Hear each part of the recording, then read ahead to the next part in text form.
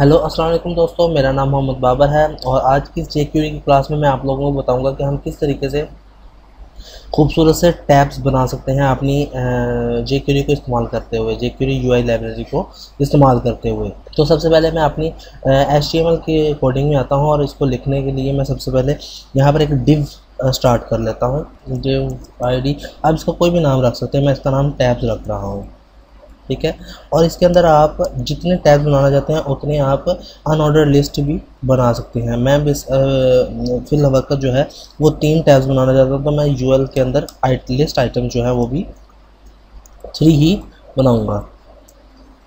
और इसके अंदर जो है ए का जो एक टैग बनाते हैं हम एंकर टेक्स्ट और हाइपरलिंक रेफरेंस, और इसको जो आप आईडी देंगे वो आप आईडी जो है यानी कि हाइपरलिंक रेफरेंस जो है वो आप हैश टैब 1 देंगे। यानी कि कोई भी इसको क्लिक करेगा तो वो सेम पेज के अंदर ही किसी स्पेसिफिक एरिया पर जाएगा। तो हम अभी सिर्फ इसको हाइपरलिंक रेफरेंस जो है वो हैश टैब 1 दे रहा हूँ मैं, और ए टैग को क्लोज कर लेता हूँ और इसको मैं लिख देता हूँ टैब 1, ठीक है। और इसी की मैं कॉपीज़ कर लेता हूँ और 3 कॉपीज़ बना लेता हूँ मैं, और यहाँ पर टैब 2 कर लेते हैं और इसके अंदर भी आकर टैब 2 कर लेते हैं, 3 एंड 3। अब ये हमारे लिस्ट आइटम्स बन चुकी हैं। अब इसी के नीचे आकर सेम डिव के अंदर, टैब्स के डिव के अंदर ही मैं यहाँ पर 3 डिव बनाऊँगा। डिव आईडी, इसका नाम मैं जो है वो टैब 1 रखूँगा। जो इसका नाम रखा है वो सेम इसी का नाम, यानी कि इसको जो मैंने आईडी दी है सेम इसकी भी वही आईडी रखूँगा। और यहाँ पर इसको मैं क्लोज़ करके डिव को क्लोज़ कर लेते हैं, और इसके अंदर जो है मेरा डाटा आएगा। जो भी आप टैब 1 में डाटा रखना चाहते हैं वो इसके अंदर आएगा, ठीक है। और इसका आप जो है इसके अंदर लिख लें this is the description of tab 1, ठीक है। ये मेरी आ गई। यहाँ पे आप कुछ भी डिस्क्रिप्शन ऐड कर सकते हैं, जितनी भी आप चाहें वो आप ऐड कर सकते हैं। इसके अंदर मैं इसको डॉट लगा के इसको कॉपी कर लेते हैं और इसको अगेन पेस्ट कर देते हैं, ठीक है। तो यह आपका पैराग्राफ आ गया है। अब इसी को मैं कॉपी करता हूँ और यहाँ पर आकर कॉपी करने के बाद नीचे यहाँ पर अगेन पेस्ट करता हूँ, और इसकी जो टैब आईडी है ये 2 दे देते हैं।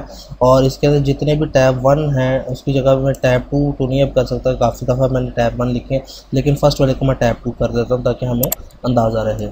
और यहाँ पर आके मैं पेस्ट कर देता हूँ और इसका टैब नंबर 3 कर देते हैं, और यहाँ पर भी टैब 3 कर देते हैं। बाकी टैब 1 है उसको हम छोड़ देते हैं, लेकिन हमें पता है कि ये टैब 1 है, टैब 2 और ये टैब 3 की हेडिंग है। इसको मैं चेक कर लेता हूँ अपने ब्राउज़र में। ये कुछ इस तरीके से हमारे पास शो हो रहा है ये, ठीक है। अब मैं ये चाहता हूँ कि जैसे कोई टैब 1 को क्लिक करे तो वो टैब 1 के ही डाटा के अंदर रहे, तो टैब 2 जो है वो ये जो डाटा है ये टैब 2 के अंदर रहे। तो मैं सिंपल क्या करता हूँ, यहाँ पर आता हूँ अपनी जेक्यूरी की फाइल के अंदर, यहाँ पे document.write मैंने ऑलरेडी लिखा हुआ है। यहाँ पे अब मैं कैच करूँगा अपने टैब्स को। ये जो मैंने होल डिव जो बाहर की आउटर डिव बनाई थी इसका नाम है टैब्स रखा था, इसको मैं कैच करूँगा हैश टैब्स, ठीक है। और इसके ऊपर मैं अप्लाई करूँगा टैब्स। तो यहाँ पे आके रिफ्रेश करते हैं तो हमारे पास ये टैब बन गई। अभी देखिए इसकी डिस्क्रिप्शन है टैब 1, इसकी डिस्क्रिप्शन टैब 2, डिस्क्रिप्शन टैब 3।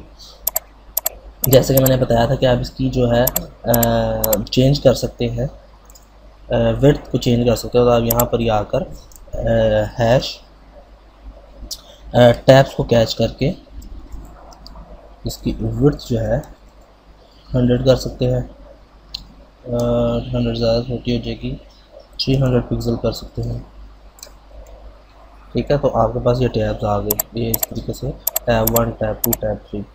आप इसके अंदर हेडिंग्स भी ऐड कर सकते हैं अगर आपने करनी है तो। यहाँ पर आए टैब 1 के अंदर ही, और इसके अंदर आप H1 या H3 कर रहे। दिस इज़ टैब 1, टैब 1 आ गया। इसी को मैं सिंपल कॉपी करके सब के अंदर पेस्ट कर लेता हूँ, ठीक है। टैब 2 एंड टैब 3 का यहाँ पर रिफ्रेश कर लेते हैं इसको। मैं टैब 2 ओपन करता हूँ, टैब 2 टैब 3, ठीक है। तो ये सारों का डाटा आ गया। इसकी विड्थ जो है आप 400 कर लेते हैं, तो थोड़ा सा ये लेंथ हो, या 500 कर लेते हैं। अच्छा, ये अब हमारे टैब्स हैं। अब आप इसकी स्टाइलिंग करना चाहते हैं तो आप इसकी स्टाइलिंग भी कर सकते हैं। तो स्टाइलिंग करने के लिए तो मैं सबसे पहले आपको बताता हूँ कि आप किस तरीके से इसकी स्टाइलिंग कर सकते हैं। लेकिन उससे पहले ये मैं आपको इसका एक फंक्शन इवेंट बताता चलूँ कि मैं जैसे टैब 2 को क्लिक करता हूँ तो मैं टैब 2 पे जाता हूँ, टैब 3 पे क्लिक करता हूँ तो टैब 3 पे जाता हूँ। अगर आप ये चाहते हैं कि जैसे ही मैं हॉवर करूँ इसके ऊपर मेरा माउस आए तो ये खुद ब खुद ही टैब 1 पे चले जाए, इसके ऊपर माउस आए तो ये टैब 2 पर आ जाए। तो उसके लिए मैं इसका इवेंट चेंज करूँगा। तो इवेंट चेंज करने के लिए मैं क्या करूँगा, यहाँ पे इसके अंदर आऊँगा, टैब्स के अंदर, इसके अंदर तो करली ब्रैकेट्स ऐड करूँगा। करली ब्रैकेट्स ऐड करने के बाद यहाँ पर मैं इसको इवेंट लूँगा, ठीक है। इवेंट लिखकर कॉलन और यहाँ पर दो सिंगल कोट्स के अंदर मैं इसका इवेंट लिख दूँगा। मैं इसको लिख देता हूँ माउस ओवर। सेव करके यहाँ पर रिफ्रेश करता हूँ। तो जैसे ही मैं माउस इसके ऊपर लेके जाऊँगा तो खुद ब खुद चेंज होगा। मैं क्लिक नहीं कर रहा अपने माउस के साथ, ठीक है, सिर्फ होवर कर रहा हूँ, इनके ऊपर माउस होवर कर रहा हूँ तो ये अपनी चेंज कर रहे हैं, ठीक है, टॉगल हो रहा है इनके दरमियान में। तो इस तरीके से हम इसका इवेंट चेंज कर सकते हैं। और अगर मैं इसको अरेंज कर दूँगा तो इसका डिफ़ॉल्ट इवेंट जो होता है वो क्लिक ही होता है, ठीक है, डिफ़ॉल्ट इवेंट क्लिक होता है इसका। वैसे आप लिख भी सकते हैं इवेंट क्लिक। अब इसकी मज़ीद अगर आपने स्टाइलिंग करनी है तो वो किस तरीके से कर सकते हैं, जो इनकी क्लासेस बनी हुई हैं उसके अंदर हम आप एडिटिंग करके तो इसकी चेंज नहीं कर सकते। तो वो क्लासेस कौन से होती हैं, जैसे UI टैब्स, ठीक है, और इसके अंदर आप इसकी चेंज नहीं कर सकते। आप इसको बॉर्डर जो है वो 1 पिक्सल सॉलिड रेड कर सकते हैं। जहाँ पे आगे मैं इसको रिफ्रेश करूँगा तो ये देखो यहाँ पर बॉर्डर्स की स्पेलिंग गलत है,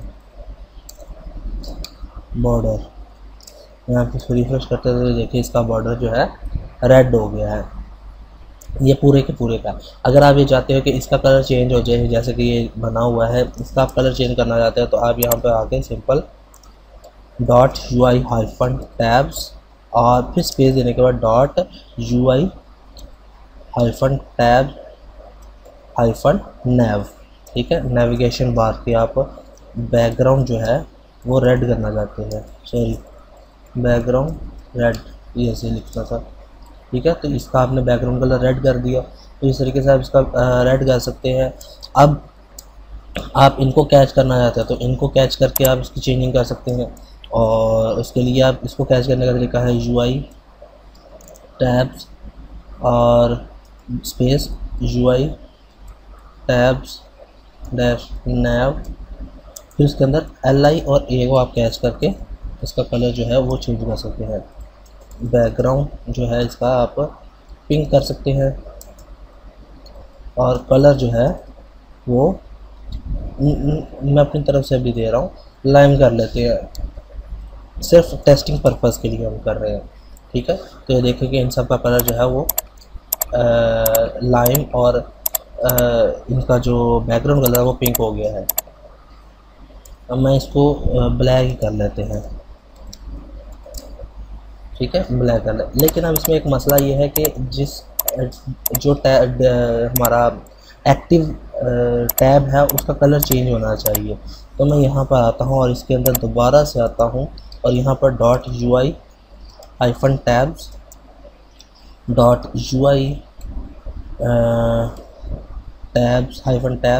और -nav के बाद यहाँ पर LI लिखकर .UI-टैब्स-एक्टिव ये करेंगे और यहाँ पर स्पेस देने के बाद A लिखेंगे और इसका कलर जो है वो मैं करूँगा बैकग्राउंड ब्लैक और कलर जो है वो वाइट।